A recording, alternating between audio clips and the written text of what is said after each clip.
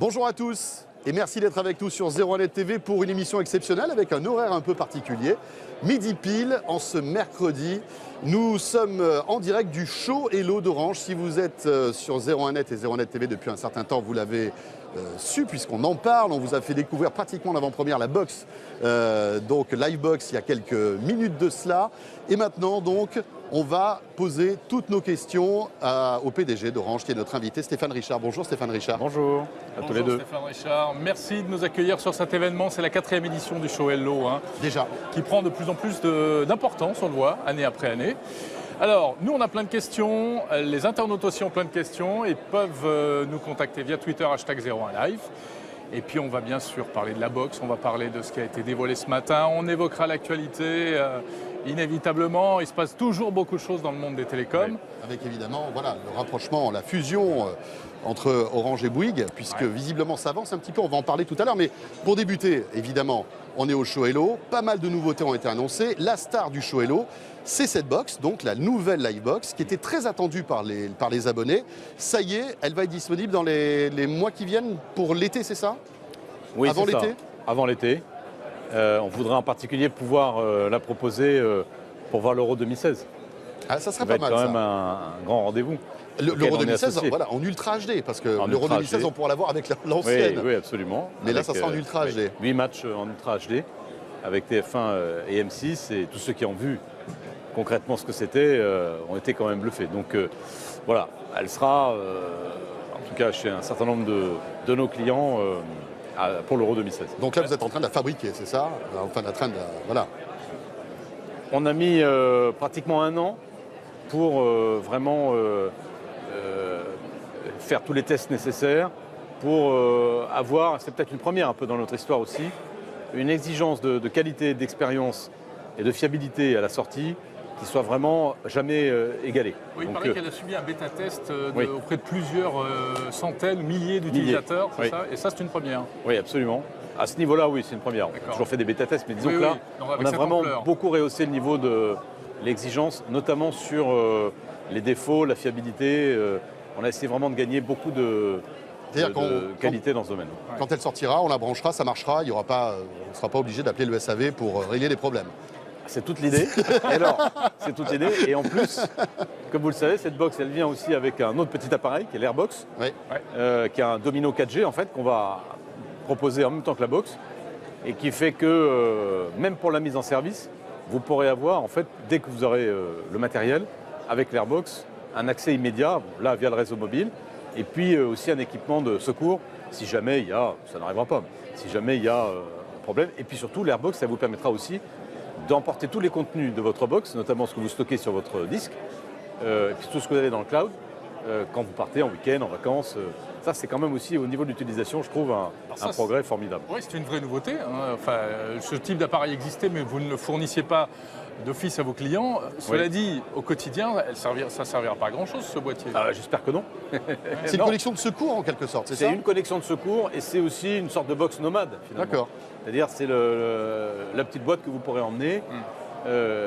Voilà, quand vous partez en vacances, en week-end, chez des amis. Et on conservera tous ces identifiants de connexion, ces mots de passe, etc. En plus. Non, on n'aura plus besoin de saisir aucun identifiant, aucun mot, puisque tous les appareils qu'on utilise seront préconfigurés. Alors les appareils mobiles, bien entendu, smartphones, tablettes, qui vous suivent partout où vous allez aujourd'hui.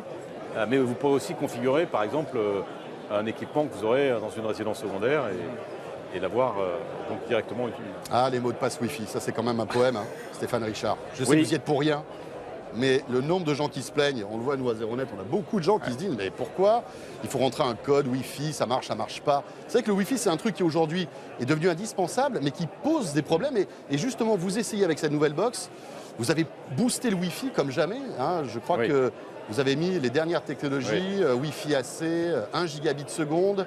Vous pouvez nous en parler un petit peu? 1,9 même. On arrive à 1,9 gigabits seconde de débit maximum possible. Donc oui, on a, en combinant un peu tout ce qu'on a pu trouver en termes de technologie radio et puis aussi de processeur, puisque ça fonctionne aussi avec un processeur qui est ultra puissant, on propose là vraiment un Wi-Fi qui a une expérience sans comparaison avec ce qu'on a pu connaître jusqu'à maintenant. C'est une dizaine de terminaux qu'on peut connecter simultanément sur la box, y compris avec des contenus très exigeants en débit, hein, comme du jeu en réseau par exemple. Voilà, donc le Wi-Fi qui est concrètement la manière dont les gens se servent de ces équipements. On ne se connecte plus avec un câble sur sa box. Donc vous pouvez avoir une rarement. super box et une connexion fibre. Si vous avez un mauvais Wi-Fi, l'expérience est décevante. Donc on a beaucoup travaillé, beaucoup soigné le Wi-Fi pour que on ait vraiment, pour tous les utilisateurs dans une zone donnée, une expérience top. Alors le Wi-Fi AC, ça c'est la première nouveauté. La deuxième nouveauté, c'est la compatibilité 4K, ou plus exactement Ultra HD. Donc ça y est, vous êtes la troisième box Ultra HD arrivée sur le marché. Et ça veut dire qu'on pourra enfin bénéficier de contenu. Mais quel contenu? C'est quand même la question cruciale. C'est la question, parce que les box compatibles Ultra HD, effectivement, il y en avait déjà. Nous, alors Free en a sorti une, SFR, la Zive. Donc nous, on avait besoin d'avoir cette fonctionnalité, on l'a. On l'a aussi en intégrant les derniers éléments de la technologie. On a le son, Dolby Atmos aussi, qu'on a montré tout à l'heure, qui est quand même une expérience assez extraordinaire. Bon, il faut les équipements qui permettent bien sûr d'en profiter. Vous l'avez dit, nous, ce qu'on a voulu aussi, et bien sûr, au-delà de la fonctionnalité, c'est donner l'accès à des contenus qui permettent de voir ce que c'est que la 4K à la maison. Et donc ça, c'est le catalogue de VOD d'Orange d'abord, qui va contenir 300 films quand même à la sortie de la box, qu'on pourra regarder en ultra haute définition. Et puis c'est du live. Donc ce sont des émissions qu'on a aujourd'hui sur des chaînes comme Canal+. Match de foot, le sport en ultra HD, c'est formidable.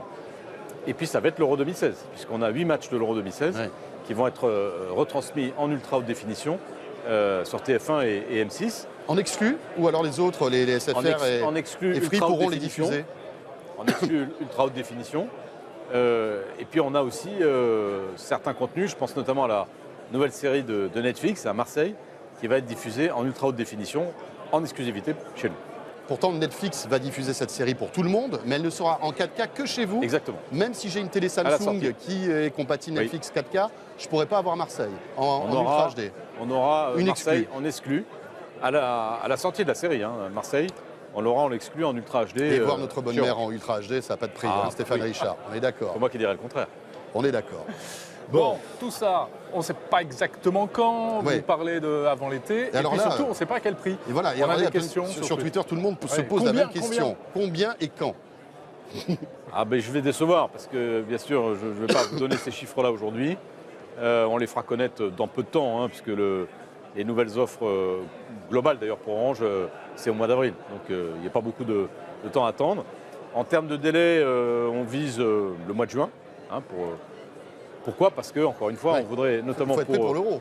Oui, l'Euro, ça commence fin juin.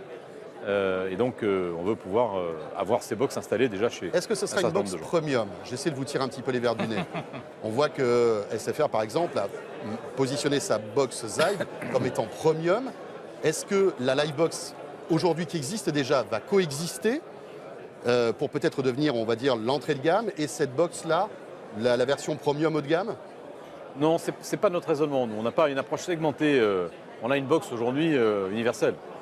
Donc on n'a pas. Alors, il y a des offres après, packagées, qui peuvent être à des différents niveaux de prix, les débits, puis l'accès à des contenus, d'autres fonctionnalités. Mais l'équipement de base lui-même, il est sur les offres, comme on les appelle chez nous les offres à valeur. Mais l'idée, c'est quand même de la proposer au plus grand nombre de gens. Et on fera un tarif qui permette de la rendre accessible au plus grand nombre. On n'a pas une stratégie élitiste, vouloir réserver cet équipement à une petite partie du marché. Les abonnés Soch pourront en bénéficier ou pas? C'est la question qu'on a sur Twitter. Pas dans un premier temps. À terme, certainement. Vous ferez comme vous avez fait pour la Livebox Play, qui était au départ réservée aux abonnés Orange et qui a après passé aux abonnés Soch. On est d'accord. Et on a des questions également. Donc, comment profiter de la Livebox quand on est déjà abonné? Est-ce qu'on pourra la voir alors, bien sûr. Et à quel prix? Mais ça, vous n'allez pas nous répondre non plus. Je ne vais pas vous répondre précisément là-dessus, mais évidemment, l'idée, c'est de proposer cet équipement d'abord à nos clients. Et donc, tous ceux qui, notamment, ont la fibre et passent du cuivre à la fibre. Parfois, les nouveaux abonnés sont quelquefois plus privilégiés que les anciens. Hein. Oui, parce qu'il faut les séduire. Oui, ça a été souvent un défaut des opérateurs, ça vous avez raison. On a un peu changé ça quand même là depuis quelques années. Et l'idée, c'est quand même bien de la proposer à tous ceux qui la veulent, notamment à nos clients, et en particulier à ceux qui ont la fibre et qui connaissent la migration du cuivre vers la fibre. Parce que j'allais le dire, pardon, entre la 4K, le Wi-Fi, 1 gigabit, etc., si je suis en pleine pampa avec 2 mégabits par seconde, oui. C'est sympa cette box-là, mais ça ne va pas me servir à grand-chose, sinon.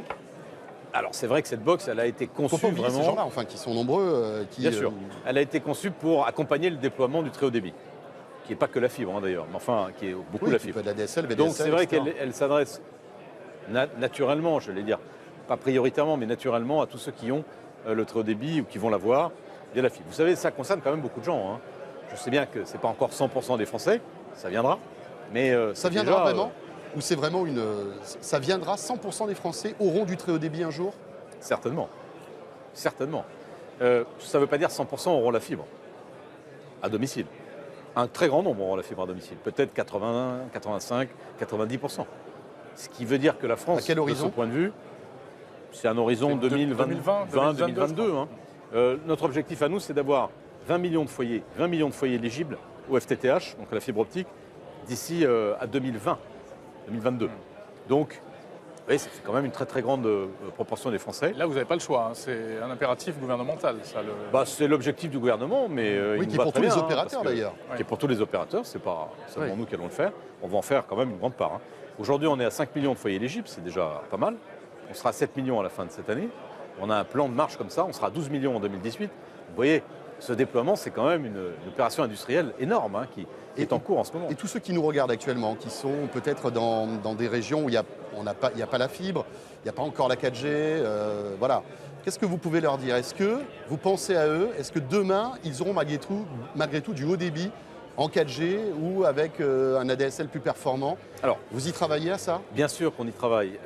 On y travaille d'abord en essayant de faire la fibre partout où on peut, le plus vite possible, et aussi en jouant beaucoup sur la complémentarité publique-privée, puisqu'il y a un déploiement qui se fait en propre, mais il y a aussi, vous savez, toute une série de zones qui investissent. Où les collectivités sont investisseurs. Donc, c'est ce qu'on appelle les réseaux d'initiative publique, pour lesquels Orange est un partenaire. Hein. On est notamment l'opérateur en Bretagne et en Auvergne, qui sont deux grandes régions qui nous ont choisis comme opérateurs qui déploient. 1 200 000 foyers quand même qu'on va, sous l'égide du RIP, équiper en Bretagne par exemple. Donc ça concerne aussi quand même beaucoup de monde. Ensuite, nous, on pense qu'il y a d'autres technologies aussi qu'on peut mobiliser pour améliorer considérablement la connectivité dans beaucoup de zones. Il y a la montée en débit sur le cuivre, ce qu'on appelle le VDSL. On est en train qui ne fonctionne que sur des courtes distances. Il ne faut pas être loin du DSL pour que ça marche, non? Oui, mais le VDSL en lui-même, conjugué aussi à ce qu'on appelle un refarming dans l'architecture du réseau et qui peut aussi permettre de déplacer certains équipements. Se rapprocher de l'abonné en fait. Pour se rapprocher de l'abonné, permet globalement d'améliorer. Et même si on ne le fait pas, c'est quand même un saut en termes de débit qui est quand même très important, qui permet par exemple de recevoir l'ultra haute définition. Il faut à peu près un débit minimum de 25 mégabits par seconde pour avoir la 4K. Donc le VDSL aujourd'hui, il permet d'assurer minimum 50, 60, on peut même aller au-delà d'ailleurs. Hein. Voilà. Donc le VDSL est une solution qui peut assez rapidement permettre d'apporter le très haut débit dans des zones où il n'y aura pas encore la fibre. Il y a le satellite aussi, on l'oublie souvent. Bon, c'est vrai qu'il est un peu marginal en France. Il y a beaucoup de progrès qui ont été faits dans ce domaine. Et je pense notamment aux zones de montagne, aux zones vraiment très très isolées. Le satellite peut être aussi une solution. On a, nous, une société qui s'appelle Lornet, qui a des solutions satellitaires extrêmement performantes. Ouais. Alors Stéphane Richard, il y a le haut débit, le très haut débit, et puis il y a le tout petit débit aussi pour les objets connectés. Vous en avez parlé ce matin et vous avez parlé notamment de ce réseau LoRa. Oui. De quoi s'agit-il? Alors, LoRa, c'est un réseau bas débit donc, qui qui permet une connectivité, ce qu'on appelle une connectivité ambiante. C'est-à-dire en clair, c'est un réseau complémentaire par rapport au réseau cellulaire classique, qui va permettre de raccorder cette population d'objets connectés qui auront cet accès au réseau LoRa, dans des conditions de connectivité très peu chères, parce que là, l'argument économique, il est très important. Quand vous avez plein de petits objets, il faut que ça ne coûte pas cher. Et pour un réseau qui est aussi très faiblement consommateur en énergie. Voilà, donc pour nous, c'est un complément, je dirais. Ça vient aussi en anticipation de l'évolution des réseaux cellulaires, puisque, vous le savez sûrement, la 5G, donc la prochaine génération de téléphones mobiles, va intégrer complètement cette fonctionnalité des objets connectés. Mais on assiste à un tel déferlement donc de c'est ces objets temporaire connectés. En fait, ce LoRa. C'est une première brique qui est nécessaire, qui va permettre d'accompagner la première vague des objets connectés qui arrive là aujourd'hui. Oui, parce que la 5G, c'est pas pour tout de suite. Hein. La 5G, c'est pour 2020, 2022. Oui, voilà. Vous voyez, donc on est en 2016. On a le temps de progresser dans les objets connectés. Or, c'est maintenant qu'il faut faire face à cette vague. C'est maintenant qu'il faut proposer la connectivité qui leur convient, économiquement et technologiquement. Voilà, donc pour l'instant, c'est une offre B2B. Le réseau LoRa, c'est-à-dire c'est B2B. C'est pas dans la Livebox. Hein, c'est pas dans la Livebox, c'est du réseau. Comment ça va B2B. fonctionner d'ailleurs? C'est un réseau qui est complémentaire des réseaux cellulaires que vous connaissez. Vous êtes en train de construire d'ailleurs. Hein. Qu'on déploie actuellement. Aujourd'hui, on a des antennes. Hein, on a des antennes LoRa dans 17 grandes agglomérations. On aura une couverture nationale à l'été 2016. Donc c'est un réseau qui se déploie aussi très, très rapidement. On a décidé de le compléter, ça j'ai annoncé ça tout à l'heure aussi, par un système de lampes. Qui sont des antennes en fait LoRa. Et vos collaborateurs qui vont installer absolument. Voilà, des petites lampes LoRa. Voilà. Très futuriste d'ailleurs, c'est très élégante. C'est très beau, ça s'intègre assez bien dans un salon, dans une maison, dans un appartement. Mais ça c'est quoi? C'est un point d'accès LoRa en fait? C'est un point d'accès LoRa, exactement, qui va permettre à la fois d'améliorer la couverture pour les objets connectés qui sont raccordables à ce point-là. Et puis c'est une technique assez amusante, inédite d'ailleurs dans notre métier, de déploiement collaboratif, puisque finalement on va s'appuyer sur les utilisateurs pour le déploiement du réseau. Stéphane Richard, un mot sur ce réseau des objets connectés. On a une pépite en France, une licorne qui est Sigfox. Oui. Pourquoi avoir choisi le concurrent de Sigfox, vous Orange, pour cette technologie de réseau des objets connectés? Bon, d'abord, nous, ce n'est pas un choix de l'un contre l'autre. Il faut bien le comprendre. Nous, on travaille aussi avec Sigfox. Aujourd'hui, vous communiquez sur LoRa et pas sur Sigfox. On communique sur ce qu'on fait nous. Si vous voulez. Donc nous, en tant qu'opérateur, notre métier, c'est quand même de déployer des réseaux. Certes, ça peut être d'utiliser des réseaux déployés par d'autres. Sigfox est un concurrent finalement. C'est pas un concurrent, c'est un opérateur. C'est pas la même logique. Sigfox est un opérateur de réseau. Ils veulent construire, ils ont commencé à construire un réseau pour les objets connectés qu'ils opèrent eux-mêmes. Nous, on est un opérateur de réseau, on déploie un réseau, technologie LoRa, qui nous paraît intéressante. Celle de Sigfox, c'est très bien, mais celle de LoRa est intéressante, elle a des avantages et des inconvénients. On n'est pas les seuls opérateurs à le faire. Il y a Bouygues Télécom qui le fait aussi, vous savez, qui sont assez impliqués. Il y en a d'autres en dehors de la France. Vous savez, moi je crois qu'aujourd'hui, on n'en est pas au stade d'éliminer l'un par rapport à l'autre. Nous, on est assez agnostique en réalité. On essaie de proposer des solutions qui apportent une vraie possibilité à court terme. Notre métier, c'est de faire des réseaux. Et donc, c'était assez logique qu'on se tourne vers cette technologie de LoRa. On ne tourne pas le dos pour autant à Sigfox, pas du tout. On a des expérimentations avec eux. Notamment d'ailleurs dans des pays où on n'a pas de réseau LoRa, puisqu'on est quand même présent dans plus de 30 pays. Il y a de la place pour tout le monde. Vous savez, dans ce monde des objets connectés, on parle de 25 milliards d'objets connectés en 2020. Franchement, il y a de la place pour tout le monde. On a aussi besoin, en tant qu'utilisateur, d'un peu d'uniformisation. Oui, ça fait un système supplémentaire. Si tout le monde part dans tous les sens, est-ce que le consommateur, à l'arrivée, ne sera pas un peu perdant? Je pense que le consommateur ne saura pas forcément que son objet connecté, il est connecté à LoRa ou à Sigfox. Tout ça, c'est quand même un peu invisible. Ça sera transparent pour lui? Ça sera transparent pour lui. La technologie, elle doit disparaître là-dedans. Donc, l'utilisateur, il va simplement avoir des objets dans les mains, voir la connectivité de ces objets et ensuite la capacité aussi à les faire interagir ensemble. Je ne sais pas, moi, s'il y a une technologie qui prendra le pas sur les autres. On verra bien. Je pense qu'aujourd'hui, on est dans cette phase de montée en régime. Il y a tout un écosystème qu'on voit se développer aujourd'hui. Et une fois de plus, nous sommes agnostiques. Nous ne choisissons pas l'un contre l'autre. Stéphane Richard, on va passer maintenant un peu à l'actualité des télécoms, qui est plutôt riche. Toujours riche. Voilà, ça qui est bien. Depuis plusieurs semaines maintenant, on parle de ce rapprochement entre Orange et Bouygues Télécom, quelque chose qui est monstrueusement compliqué à mettre en place. Vous allez peut-être nous expliquer... des négociations qui durent depuis plusieurs mois, voilà, c'est ça? Depuis plusieurs... Oui, on peut dire que c'est long. En même temps, quand on regarde de quoi on parle... Oui, c'est incroyable. Puis on va complètement bouleverser le paysage des télécoms français, finalement. On va passer de 4 à 3 opérateurs, là, ce sera clair. Où est-ce qu'on en est aujourd'hui? C'est le projet. C'est vrai que c'est un projet ambitieux. C'est un projet un peu en rupture. Pourquoi est-ce qu'il est en rupture? Parce que finalement, pour la première fois, on n'est plus dans une logique de multiplication du nombre d'opérateurs pour un raisonnement uniquement concentré sur la concurrence et les prix. D'accord?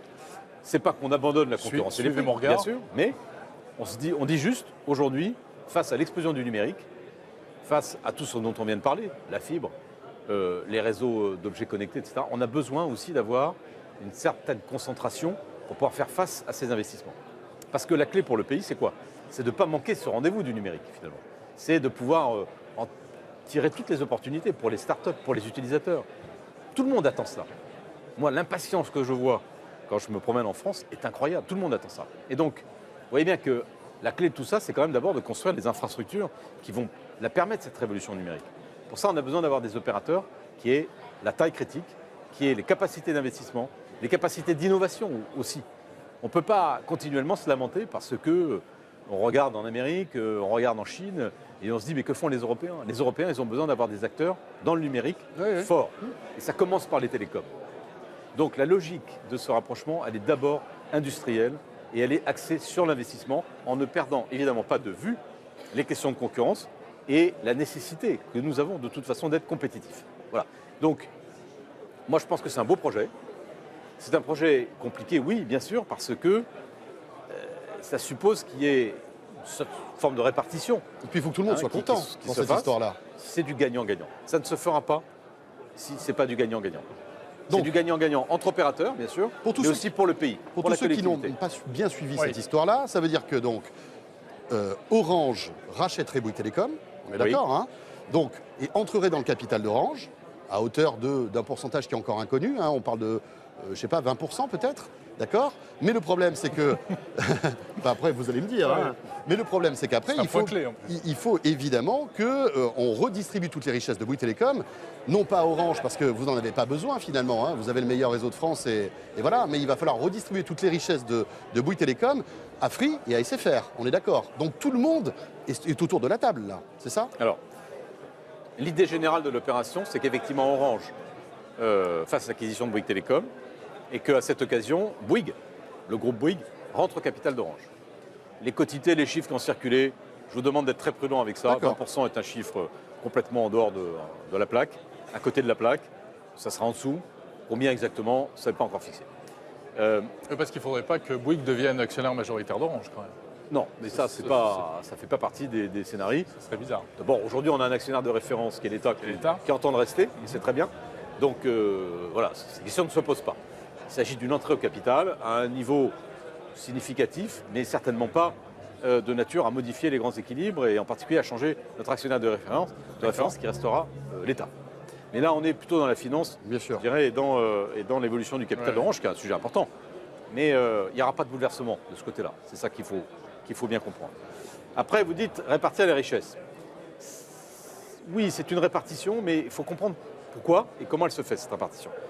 C'est une répartition parce que on est dans un secteur qui est très régulé, bien sûr, qui est très regardé, qui est en particulier très sensible du point de vue de la concurrence, parce que derrière, il y a des millions d'utilisateurs qui ne veulent pas se retrouver en face d'un choix limité. Hein. Nous, au moins, on est un secteur qui connaît cette concurrence depuis 20 ans. On ne peut pas en dire autant de tous les autres secteurs de l'économie, mais là, c'est incontestable, et il est primordial de la maintenir. Donc, ça veut dire que s'il s'agit de passer de 4 à 3 opérateurs convergents, présents sur le fixe et sur le mobile, il faut que cet équilibre et l'animation du marché soient préservés. Et donc ça suppose qu'Orange, notamment qui est le plus gros acteur aujourd'hui, ne puisse pas grossir au-delà d'un certain seuil. Donc bien entendu que Orange prendra des actifs de Bouygues Télécom. On ne fait pas cette opération uniquement comme un banquier d'affaires. Mais on dit que vous pourriez répartir. On en prendra une part. Oui, lesquels? Mais je ne peux pas aujourd'hui la rentrer dans les détails. Mais qu'est-ce que c'est Bouygues Télécom? Ce sont d'abord des clients. Ce sont des personnels. Il y a les gros clients, puis il y a les moins gros clients. C'est des clients fixes et mobiles. Hein. Il y a 11 millions de clients mobiles, 3 millions de clients fixes. Ça, c'est un peu plus de 7000 collaborateurs, qui sont des gens de grande qualité, auxquels je pense aussi. Et puis, c'est des actifs physiques, un réseau, des fréquences, des antennes radio. Oui, mais là, vous êtes au top. C'est ça, Bouygues Télécom. Mais vous Orange n'a pas besoin de ça. On n'a pas besoin de réseau. Un très bon réseau, vous avez des fréquences. On n'a pas besoin de réseau mobile, mais peut-être qu'un autre acteur, lui, peut avoir intérêt à accéder à ce réseau mobile. Donc ce n'est pas les fréquences de Bouygues qui vous intéressent, vous, Orange. Alors, les fréquences aujourd'hui, elles sont réparties entre 4 opérateurs. Il y a une répartition entre 4. Demain, par hypothèse, ça serait 3. Forcément, il y a un rééquilibrage des fréquences à faire. Il faut que chacun se mette dans l'idée qu'on passe d'un système existant où il y a 4 opérateurs à peut-être un système demain où il n'y en a plus que 3. Tout ça change. Donc bien entendu que les fréquences, il faut qu'elles soient réparties entre les 3 qui resteraient, y compris Orange. Pourquoi? Parce que Orange va devoir héberger une grande partie du trafic. Donc a besoin de fréquences, a besoin de plus de capacité. Ensuite, il y a Mais on les sait clients. que Free a beaucoup plus besoin de construire son réseau que vous, par exemple. Donc j'imagine que Xavier Niel va être intéressé peut-être par des fréquences 4G ou des Bien points sûr, 4G bien de sûr, Bouygues. bien sûr, bien sûr. Mais il y a le réseau physique, il y a les antennes, Oui. puis il y a les fréquences. Nous, on a le réseau physique, ça c'est vrai, et on continue à l'améliorer tous les jours pour être toujours devant les autres. Mais en même temps, pour pouvoir faire face aux besoins de capacité, on a des trafics de données qui doublent, vous le savez, en volume chaque année. On a besoin de fréquences. Donc, je dis juste ça pour expliquer que les fréquences, c'est un sujet On en a qui toujours besoin finalement, c'est il ça est lié au réseau, mais il est un peu déconnecté du réseau. Oui. Voilà. Et on a besoin de fréquences, bien entendu, nous aussi. Donc, il y a les fréquences. Il y a le réseau physique. Là, on a effectivement un acquéreur, on va dire, naturel de cette partie-là. Et puis, il y a les clients. Donc il s'est Free, on est d'accord? Qui est Free, bien sûr. Oui. Et puis, on a les clients. Il paraît qu'il négocie âprement le montant de ces acquisitions, Xavier Niel, c'est vrai? Écoutez, vous savez, tout le monde négocie âprement. Free négocie âprement, nous négocions âprement, Bouygues négocie âprement. Je ne connais pas de négociation qui ne soit pas âpre. Pourquoi? Parce que les gens qui négocient, c'est quand même leur construction, c'est leur, et alors c'est leur vous allez- entreprise, c'est leur vie. Et Vous allez donc, négocier encore combien de temps? vous savez, c'est un sujet compliqué, je vous l'ai dit, c'est vrai, vous voyez bien. Bon. Et on est plus c'est près un du sujet- but ou c'est un plus sujet près du début? économiquement important. On parle quand même de quelque chose autour de 10 milliards d'euros. Vous savez, des opérations de 10 milliards d'euros en France, il n'y en a pas eu beaucoup depuis 20 ans. C'est une très grosse opération. Il se trouve qu'aujourd'hui, dans le monde tel qu'il est, on ne peut pas mener une négociation comme celle-là sans être sous le feu des médias. La preuve d'ailleurs, c'est que vous me persécutez de questions depuis tout à l'heure. Bon, et c'est tous les jours comme ça. On ne peut plus. Il y a 10 ans, on aurait fait ces discussions dans le plus grand secret. Puis un beau matin, on aurait fait une conférence de presse en disant voilà ce qu'on a décidé. voilà, c'est Aujourd'hui, fini. c'est fini, c'est plus possible. Donc on est obligé de faire un communiqué en disant on rentre en discussion. Bon, puis après, il faut donner Mais est-ce que un peu vous êtes des informations. optimiste quant à l'issue de ces négociations ou pas, Stéphane Écoutez, Richard? si je n'étais pas optimiste, je ne serais pas en train d'y passer des heures Non, et mais est-ce des que heures vous et des l'êtes heures. plus qu'il y a 2 semaines, 3 semaines, un mois? On avance, bien sûr qu'on avance, on traite des sujets, mais il y en a encore d'autres à traiter. Ce que je peux vous dire, c'est qu'aujourd'hui, il y a un certain nombre d'équilibres qui sont à peu près fixés, mais il y en a d'autres qui ne le sont pas encore. Et que c'est vraiment dans les 15 Lesquels jours qui viennent, les 15 jours qui viennent vont être des 15 jours critiques, C'est quoi dans qui est lesquels- sensible, par exemple? dans lesquels Sans rentrer dans les détails, c'est quoi qui est sensible aujourd'hui? C'est justement tout est sensible. Tout est sensible. Il y a des questions économiques, Ouais. des questions de valeur, et des questions, on l'a dit aussi, qui tiennent au capital et à cette arrivée éventuellement d'un nouvel actionnaire chez Orange. On a des actionnaires aujourd'hui qui regardent ça de très près, c'est normal, à commencer par l'État. Il y a des questions opérationnelles aussi. Vous savez, migrer un réseau, c'est pas si simple, ça prend du temps. Il y a des tas de questions qui se posent. J'ai des clients aujourd'hui qui trafiquent, comme on dit, chez un opérateur. Demain, par hypothèse, ils vont aller dans un autre réseau, un nouveau réseau qui va être formé par la combinaison de réseaux existants. Tout ça, ça ne se fait pas naturellement. Donc il y a des questions très très concrètes, très opérationnelles qui se Mais posent sur le passage de l'un à l'autre. Justement, moi je suis Dont nous abonné. discutons. Je suis abonné Bouygues, par exemple. Qu'est-ce qui va se passer si Orange achète Bouygues? Ah bah alors, c'est très simple, rien. C'est-à-dire que le principe de base, c'est la continuité totale du service. Personne ne va avoir son téléphone coupé parce qu'il y a eu une opération comme ça. Donc c'est bien ça d'ailleurs qui justifie Mais ces au discussions. bout d'un moment, je change de recevrai nom, quoi? Je on change de recevrai facture, une etc. facture en me disant, ben voilà, vous passez de Bouygues Télécom à Orange, on va concrètement- augmenter les tarifs, ça, parce que ça Non. c'est la question qu'on nous pose Bien sûr. aussi. Concrètement- Est-ce que les tarifs vont augmenter si on se retrouve à 3 Non, opérateurs? non. Je dis clairement les choses, non. Les C'est une tarifs, promesse. ils peuvent baisser. Les tarifs, ils peuvent augmenter en fonction des services qu'on propose, en fonction des technologies qu'on met en œuvre, mais pas à cause de la consolidation. Ça, je veux tuer ce lapin tout de suite, parce que j'entends ça très souvent. Ça ne fait pas partie des projets. Oui, mais c'est en tout cas une question légitime que peuvent se poser les consommateurs. Ils ont vu qu'avec l'arrivée d'un 4e opérateur, leur tarif, leur facture a été divisée par comprends. combien? Vous le savez mieux que moi, 3 ou Oui. 4, je crois. Par Là, deux. Les tarifs moyens du mobile, c'est à peu près une division par deux. divisé par 2. Si je raisonne en termes de revenus moyens. D'accord. On se pose la question maintenant, si on repasse à 3, est-ce qu'ils ne vont pas augmenter Non. ces Alors, tarifs? soyons clairs. Ce qui a été fait est un acquis irréversible. Donc, il y a eu cette évolution tarifaire, oui, qui a bénéficié aux consommateurs, et tant mieux, qui a posé des problèmes d'adaptation aux opérateurs, mais ça, c'est notre problème. Donc vous êtes plutôt bien adapté finalement maintenant. Bah, Quand on voit oui, vos parce résultats. parce qu'on est combatif, parce ouais. que Voilà, parce qu'on fait beaucoup de choses, on travaille, on investit, on prend des risques aussi. Hein. Donc oui, bien sûr, on s'est adapté et j'en suis fier d'ailleurs. Mais ça n'a pas été tout seul non plus. Hein. Vous savez, regardez ce qu'était Orange en 2012, quand Free s'est lancé. Regardez par exemple un thermomètre parmi d'autres qui est le cours de bourse. Ouais. Vous verrez que oui, on a fait des gros efforts d'adaptation. Bon, tout le monde les a fait, les salariés d'Orange d'abord. Donc, il n'y aura pas d'augmentation de prix liée à cette opération de consolidation. Je le dis, je le répète, je ne sais pas comment il faut que je le dise. En plus, c'est idiot parce qu'on sait très bien qu'on va être hyper regardé. Il y a tout un tas de gens qui vont avoir les yeux braqués sur nous pour dire « Oula, est-ce qu'ils ne profitent pas de ça pour… » Donc, il n'y en aura pas. Je vais juste vous raconter, pas vous raconter, mais vous donner un exemple que je trouve quand même assez amusant parce que ça montre un peu les limites de ce fantasme. Vous savez qu'il y a quelques mois, il y a eu un projet de concentration au Danemark entre 2 opérateurs mobiles. Passage de 4 à 3. Et ce projet a été bloqué par la Commission européenne, sous prétexte qu'il y avait un risque d'augmentation des prix et que ça allait être mauvais pour le consommateur. Résultat des courses, vous savez ce qui s'est passé au Danemark depuis ? Les prix ont monté. C'est-à-dire qu'il est resté 4 opérateurs, mais compte tenu du fait qu'ils n'ont pas les moyens, les tarifs pour chacun d'entre eux, vivre, de faire face aux investissements qui sont nécessaires pour répondre aux demandes de leurs clients, ils ont augmenté leurs prix. Donc ça prouve bien qu'il n'y a pas, c'est pas aussi simple, c'est pas parce que vous êtes moins que les prix sont plus élevés. Il y a une question de dynamique de marché, il y a une question d'investissement, et puis je fais confiance aux acteurs existants, même si, par hypothèse Bouygues, n'en ferait plus partie demain, et en particulier pour Maverick. Et oui, pour qu'on soit tous sous pression pour longtemps. Une toute dernière question, et puis après on referme ce dossier opérateur, mais est-ce que les négociations dont vous parlez pourraient échouer ? Est-ce que ça pourrait ne pas marcher ? Bien sûr. Bien sûr que ça peut échouer. Oui. Oui. Vous savez, quand on fait une opération comme ça… On resterait à 4 opérateurs alors. Oh, on restera à 4 opérateurs, bien sûr. Deadline toujours fin mars ? Deadline, oui. J'aimerais bien qu'on ne dépasse pas la fin du mois de mars.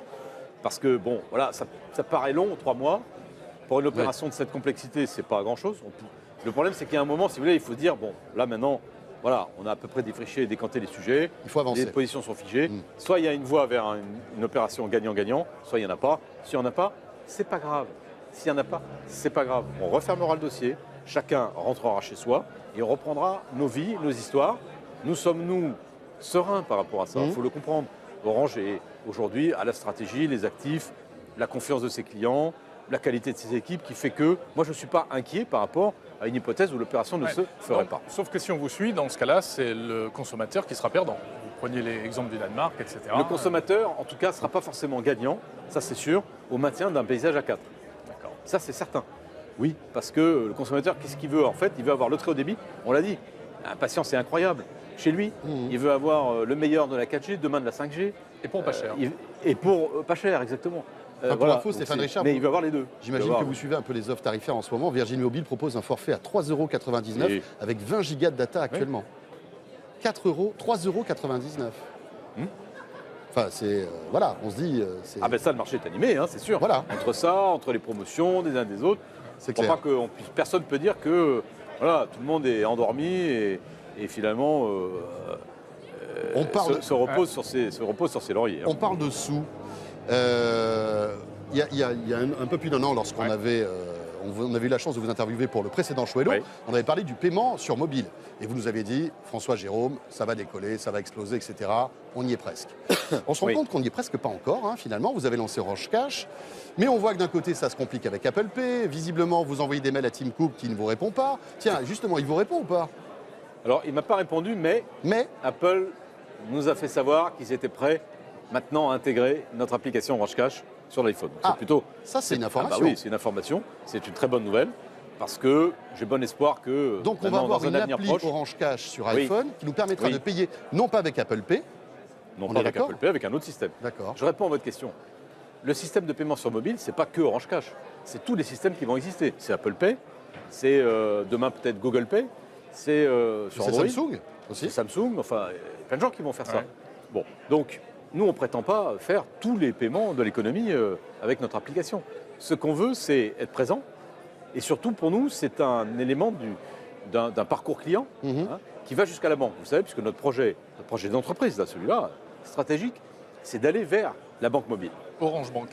C'est Orange Bank. Orange Bank, là, on y travaille beaucoup aussi, un autre gros chantier. Et bon, si tout va bien, on sera présent pour un lancement, j'espère, marquant et un lancement de masse début 2017. Donc on est dans cette phase C'est-à-dire 2017, il y aura une banque Orange. Il y aura une banque Orange. Comme BNP, LCL. Exactement, Voilà. oui. Qui sera une banque 100% mobile, 100% digitale, qui sera proposée dans les boutiques Orange. Évidemment, d'abord à nos clients, mais pas que à nos clients. Voilà, donc ça c'est notre projet stratégique, je dirais. Après, le paiement, c'est un changement d'abord de comportement des gens. Hein, donc il faut un peu de temps pour ça, bien sûr. Évidemment. Il y a des questions aussi qui sont liées à la régulation, parce que vous le savez aujourd'hui, si je prends l'exemple du sans contact, vous êtes limité à 20 € de transaction. Donc bien souvent, quand vous allez chez un commerçant, vous avez votre petit terminal qui vous propose avec le petit symbole le paiement sans contact. Donc vous avancez votre téléphone et là on vous dit ah non c'est impossible, il faut mettre la carte. Pourquoi ? Parce que c'est limité à 20 €. Donc ça va bien pour les petites transactions, acheter votre pain par exemple, mais c'est limité. Avec Orange Cash, on n'a pas cette limite des 20 €. On peut effectivement faire plus en rentrant un code de confirmation. Bon, donc nous, là-dessus, au fond, on y croit quand même. Moi je pense vraiment que, même ça fait 10 ans qu'on en parle, mais je pense que demain, le paiement à partir du téléphone mobile va s'imposer. Parce que c'est une solution tellement plus simple. La bonne nouvelle, c'est qu'on va pouvoir utiliser Orange Cash depuis un iPhone, ce qui était quand même un peu embêtant et qui vous énervait un petit peu, visiblement. Oui, un peu, mais gentiment. Hein, mais c'est vrai que je l'ai dit, je l'ai exprimé. Donc je suis content de maintenant ça va arriver de pouvoir dire elle arrive là bientôt. On y travaille. En tout cas, c'est acté. Ça va arriver. Oui, c'est acté et on aura ça dans quelques semaines, je pense, le temps de faire quelques vérifications techniques. Voilà, et donc il y aura d'autres systèmes de paiement sur mobile, et puis demain, il y aura la banque Orange. Alors, juste, après on vous laisse, parce que je sais que vous avez plein de rendez-vous, la 4G dans le métro, beaucoup de questions aussi concernant ce serpent de mer, j'allais dire sans mauvais jeu de mots. Ça avance pas, la 4G dans le métro. Aujourd'hui, quand on prend dans le métro, on est en Edge, Stéphane Richard. Oui, alors... En Edge, c'était... quand on parle de tout ce qu'on évoque là aujourd'hui, ça fait un peu mal quand même. C'est vrai, c'est sûr, je ne vais pas dire le contraire. Ça m'arrive aussi de prendre le métro et j'ai fait cette expérience comme tout le monde. Qu'est-ce qui se passe ? Pourquoi ça passe pas ? Si vous me permettez, je voudrais commencer quand même par montrer qu'on peut résoudre le problème en prenant l'exemple de la SNCF. Parce que la même expérience mauvaise, vous l'aviez il y a encore quelques mois dans le TGV, quand vous faisiez Paris-Lyon. Oui. Si vous essayez d'avoir une session data... Là, on a la 4G maintenant. Là, aujourd'hui, vous avez une 4G de bout en bout, pratiquement, avec un super niveau. Hein. Moi, j'ai fait des mesures de débit la dernière fois. C'est quand même... bon. Donc, il y a un progrès considérable. Donc, on peut le faire. Pourquoi est-ce qu'on l'a fait sur Paris-Lyon ? On a déployé 300 sites pour arriver à cette qualité de couverture. Sur Paris-Lyon, c'est l'espace public, donc on peut mettre des sites là où on veut. Oui. Bon, il y a des autorisations, etc. Mais bon, ça dépend que de nous. Pour le métro, c'est plus compliqué, parce que le métro, c'est pas chez nous, c'est la RATP. Donc, c'est la RATP qui est le maître d'œuvre de l'opération. Donc, je ne suis pas, pour moi, une façon de renvoyer la balle. Et donc, c'est la RATP qui bloque ? Non, mais il faut peut-être souhaite aussi qu'il y ait cette connectivité. Oui. C'est un processus plus long, parce que nous ne sommes pas le maître d'œuvre, on n'est pas tout seul. Quand on décide de couvrir Paris-Lyon en TGV, c'est Orange qui décide de le faire. On prend nos ingénieurs, on prend nos sous, on prend nos antennes et on les met. Donc aujourd'hui, c'est la RATP qui coince, c'est pas vous. Enfin, quand je dis vous, je parle de tous les opérateurs, parce que vous êtes tous dans le même panier là finalement. On dit que tout le monde essaie peut-être un peu. Il y a nécessité de trouver une formule économique, une formule technique, ça c'est pas très compliqué, mais une formule économique qui associe la RATP et les opérateurs, qui permettent effectivement de mettre en œuvre cette connectivité de façon mutualisée. On ne va pas construire un réseau Orange, un réseau SFR, un réseau... Oui, bien sûr, il y aura une antenne pour tous les opérateurs. Il y a forcément une question de mutualisation. Mais est-ce que ça va arriver ? Et la mutualisation, mais oui, bien sûr que ça va arriver. La mutualisation ne peut être mise en œuvre que par la RATP. Quand ? C'est ça qu'il faut le comprendre. Quand ? Posez-leur la question. Mais nous, on est désireux d'y participer, bien évidemment, parce que nos clients... D'accord, donc la balle est dans le camp de la RATP aujourd'hui. C'est la RATP qui, en tout cas, maître d'œuvre de cela. Voilà, c'est ça que je veux dire. Le président de la RATP qui nous regarde sûrement. Absolument. C'est une dame, c'est la présidente de la RATP. La présidente, pardon. Excusez-moi. Voilà. Mais je ne doute pas que ça va arriver très très vite. Merci Stéphane Richard. Merci beaucoup. Stéphane Richard, PDG d'Orange, donc en direct sur 01net TV. Merci d'avoir répondu à toutes nos questions en toute franchise, comme d'habitude d'ailleurs. Merci. Merci à vous. On se retrouve très vite sur 01net TV. Vous pouvez retrouver le live si vous nous avez pris en cours de route, bien entendu, sur 01net TV. J'imagine aussi sur Orange. Et puis, merci à toute l'équipe technique. Et surtout, ne ratez pas toutes les vidéos de présentation de la nouvelle Livebox à découvrir sur 01net TV. On vous la fait découvrir en long, en large et en travers, cette nouvelle Livebox. Et puis, on se retrouve bien sûr demain sur 01net TV pour 01 Live à partir de 18h. Bonne journée à vous tous. Salut à tous.